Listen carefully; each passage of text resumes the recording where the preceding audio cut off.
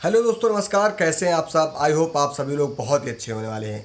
तो दोस्तों, मैं हूं आशुतोष सिंह चौहान और आज हम लोग आ चुके हैं आपको एक नई जानकारी देने के लिए। देखिए दोस्तों, अब मौसम जो है वो बदल चुका है, या हम लोग कहें बदल रहा है। बरसात के मौसम आ चुके हैं। कई जगह पर बरसात हो चुकी है। बरसात लगभग जून से स्टार्ट हो चुकी थी। अब जुलाई का मौसम चल रहा है, तो हम लोग देख रहे हैं कि छुटपुट बारिश कहीं पर हो रही है, कहीं पर ज़्यादा बारिश हो रही है और पूरी पृथ्वी पर हरियाली छाने लगी है। दोस्तों, ये बहुत ही अच्छी बात है। इसके फ़ायदे भी हैं इस मौसम के और नुकसान भी हैं। तो देखिए, फ़ायदे तो हमारे सारे पशुपालक भाई जानते होंगे, क्योंकि पशुपालक भाइयों को, जो गांव घर में रहने वाले हैं या जो हमसे बुजुर्ग हैं, उनको ये सभी चीज़ें पता है। मगर उनको कुछ नुकसान शायद हो सकता है ना पता हो, जिनके कारण मैंने देखा है लगभग 8-10 साल से जो एक हम लोगों ने डाटा कलेक्ट किया है, उस हिसाब से हम लोगों ने देखा है, पता किया है कि जो बीमारियां हैं वो इसी मौसम पे ज़्यादा प्रकट करती हैं। देखिए, मौसम जो दोस्तों अभी चल रहा है वो कच्चा पक्का मौसम हम लोग कह सकते हैं उसको। मतलब पसीना भी आ रहा है, मौसम ठंडा भी रह रहा है, धूप भी बहुत तेज़ नहीं रह रही, उमस बहुत ज़्यादा हो रही है। इस प्रकार की कंडीशन यहाँ पर बन रही है। तो अगर इस प्रकार की कंडीशन जब कभी भी बनती हैं तो जो डॉक्टर बंधु हमारे हैं, या जो हम लोग कहें जो पशुपालन विभाग से जुड़े हुए लोग हैं, वो सीधे यही कहते हैं कि ये जो बीमारियों का समय है वो शुरू होने की कगार हो गई है। तो दोस्तों, अगर आप मेरी सब्सक्राइबर हैं या आप मेरा वीडियो देख रहे हैं, तो मैं नहीं चाहता हूं कि आपका जो पशु है वो बीमार होने पाए या आप परेशान होने पाए।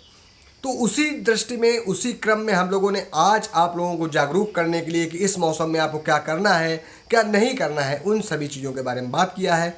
तो सबसे पहले मैं शुरू करता हूं कि आपको अपने पशुओं को बचाव कैसे करना है। तो आइए जानते हैं कैसे आप बचाव कर सकते हैं। देखिए दोस्तों, सबसे पहले मैं आपको बता दूं कि ये जो बरसात का मौसम है, तो प्रयास करिए, मैं ये नहीं कह रहा हूँ कि आप करिए ही करिए, मगर प्रयास करिए कि आपका जानवर भीगने से बचे। अगर आपका जानवर भीगने से बचता है तो उसको हो सकता है, अगर आपका जानवर भीग जाए तो उसको हो सकता है बुखार आ जाए, या हम लोग कहें उसको जुकाम हो जाए, या हम लोग कहें उसको धीरे से निमोनिया हो जाए। इस प्रकार के लक्षण आ सकते हैं। तो आप अगर केवल अपने पशुओं को भीगने से बचा लेते हैं, तो जो बुखार आने की संभावना है, या हम लोग कहें जो उसको श्वसन तंत्र संबंधित किसी भी प्रकार के रोग की होने की जो संभावना है, वो संभावनाएं कम हो जाएंगी। उसके बाद दोस्तों, दूसरी बात क्या है कि अभी बरसात हो रही है, तो जानवर जहाँ पर बंधते हैं, हो सकता है वहाँ पर कच्चा हो, या हम लोग कह सकते हैं कि वहाँ पर खुला हो, तो जहाँ पर मिट्टी पड़ी हो, जहाँ पशु बंध रहा है, तो वो मिट्टी गीली हुई, पशु बार बार वहाँ पर चल रहा है, पेशाब कर रहा है, गोबर कर रहा है, तो वहाँ पर क्या हुई, कुछ गंदगी हो गई और कुछ बोदा हो गया। बहुत जगह हम लोगों ने देखा है, गाँव घर में हम लोगों ने देखा है कि इस प्रकार की जो कंडीशन है वो मिल जा रही है। तो अगर इस प्रकार की कंडीशन है, तो वहाँ पर भी आप उसको थोड़ा सा प्रयास करके, अगर आपके पास जगह है, जिन पशुपालक भाइयों के पास जगह है वो ये कर सकते हैं। मगर जिन पशुपालक भाइयों के पास जगह नहीं है, तो वो क्या कर सकते हैं, तो जिन पशुपालक भाइयों के पास जगह है, तो वो अपने पशुओं को उस बोदे वाली जगह से हटा करके उसको दूसरी जगह पर बांध सकते हैं अपने पशु को। जिससे फ़ायदा क्या हो सकता है कि आपके पशुओं को होने वाला कोई भी फंगल इन्फेक्शन, या हम लोग कहें त्वचा रोग संबंधित कोई भी बीमारी, जैसे हम लोग जानते होंगे कि जब कहीं पर भी गोबर या मिट्टी चिपक जाती है जानवरों के बालों वगैरह में, और बहुत दिन तक आप नहीं छुड़वाते हैं, तो वहाँ पर क्या होते हैं, थोड़े थोड़े घाव बन जाते हैं, तो या बाल नुच जाते हैं वहाँ के, या हम लोग कहें कि आपके पशु को क्या हो गया कि आपके पशुओं को खुरपका जैसी बीमारियाँ होने की जो संभावना है वो बढ़ जाती हैं।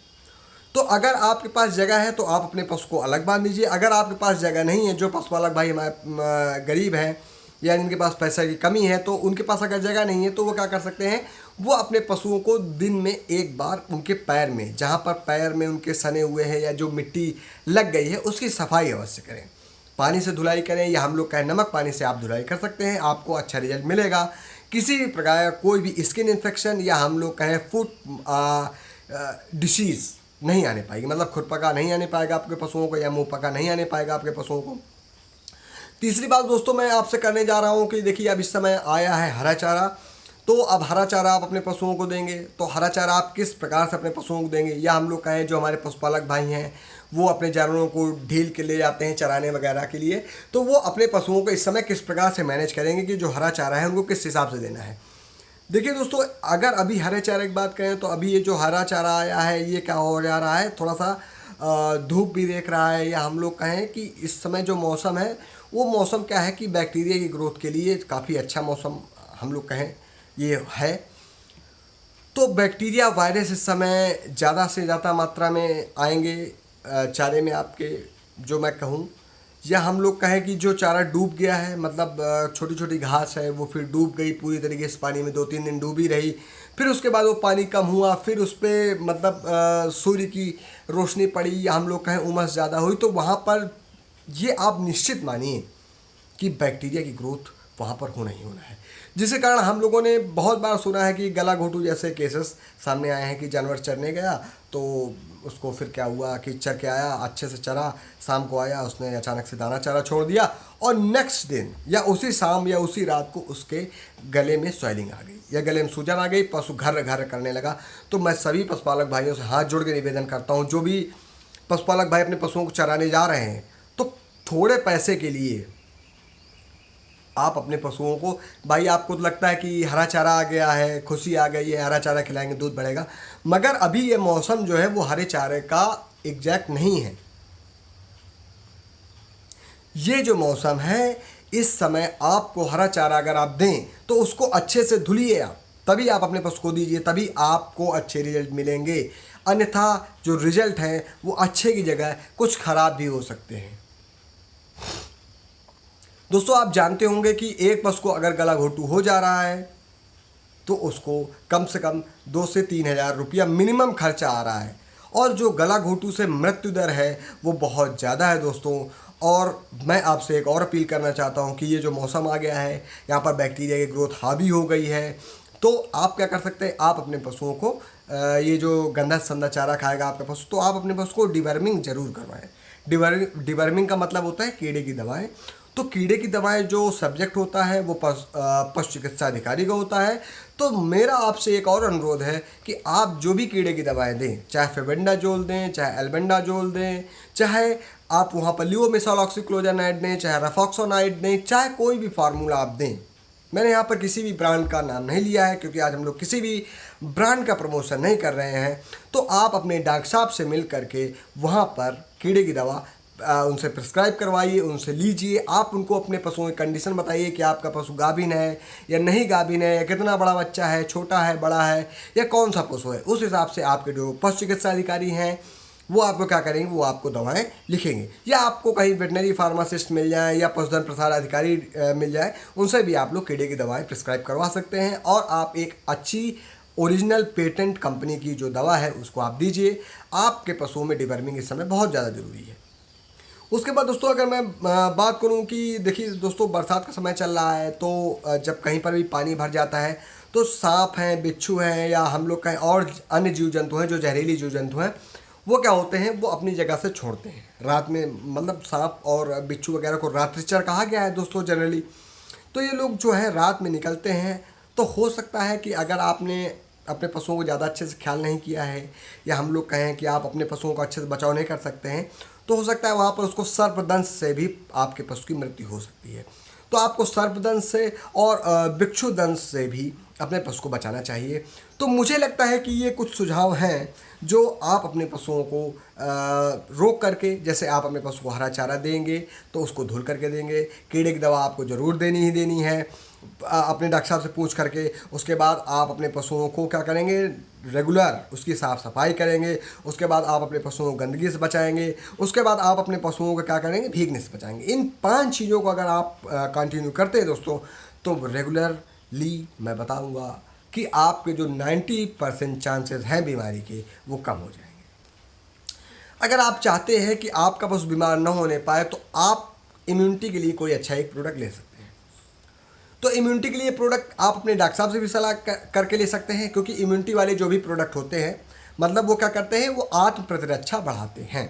तो इम्यूनिटी वाले जो भी प्रोडक्ट हैं उनमें आप अपने डॉक्टर साहब से पूछ लीजिए, या मेरा जो चैनल है वहाँ पर भी आप कोई भी प्रोडक्ट ले सकते हैं।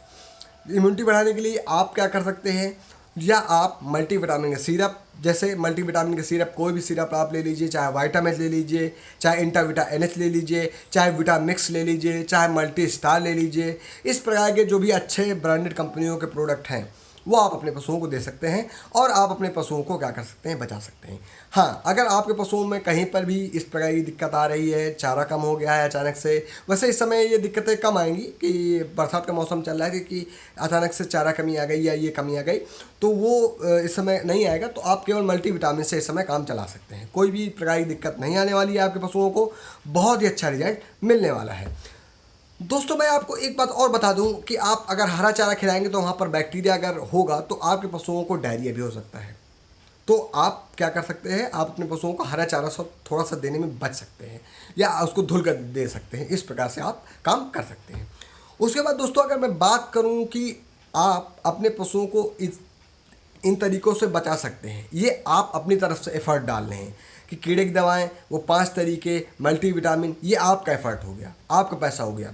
अब भारत सरकार आपको क्या अधिकार दे रही है या आपके पशुओं को क्या अधिकार दे रही है या आपको अस्पताल से कौन सी वैक्सीन लगवानी चाहिए, तो आप दोस्तों अपने अस्पताल जो पशु चिकित्सा अधिकारी जहाँ पर बैठते हैं या पशुधन प्रसार अधिकारी जहाँ पर बैठते हैं या वेटनरी फार्मासिस्ट जहाँ पर हैं, वहाँ पर आप विज़िट करिए। वहाँ पर जो भी टीके आए हैं, जैसे खुरपका मुँहपका के टीके आया हो या हम लोग कहें गला घोटू के टीके आए हों, या जो भी टीके आए हों, आप वहाँ पर अपने डॉक्टर साहब से संपर्क करिए और उन सभी टीकों को अपने पशुओं पर अप्लाई करवाइए, लगवाइए। जिससे क्या होगा, जो आपका पशु है वो एक उसके अंदर इम्यूनिटी आ जाएगी कि जो रोगों से लड़ने की क्षमता है या हम लोग कहें जो आपके पशु की बीमार होने की क्षमता है वो क्या हो जाएगी, कम हो जाएगी। तो इस प्रकार से भी आप अपने आप को या अपने पशु को बीमारी से बचा सकते हैं और आप अपना पैसा बर्बाद होने से बचा सकते हैं।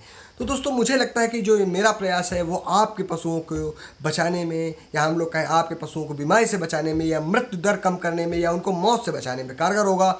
तो मैं आप सभी को इसी बात से मैं अपना जो ये वीडियो है वो समाप्त करता हूँ। आपका बहुत बहुत हार्दिक आभार, नमस्कार। जो आपने इतना मुझे प्यार दिया, इतना समय दिया, अपना महत्वपूर्ण टाइम दिया, तो बहुत बहुत धन्यवाद आपका, हार्दिक आभार, नमस्कार।